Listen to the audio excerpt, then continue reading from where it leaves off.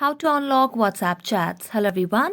Welcome to this channel. I'm Emily and I'm here to help you out today. So without any delay, let's get started.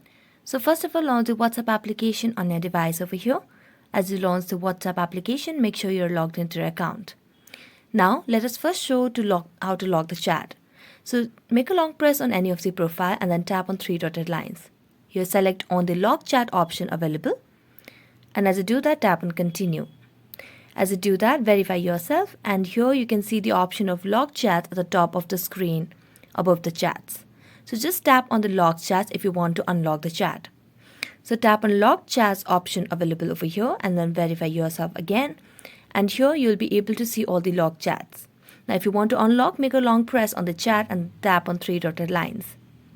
So as you tap on that, tap on unlock chat option and then verify yourself again, and now you can just go back. And there you go. So thank you so much for watching this video. See you next time.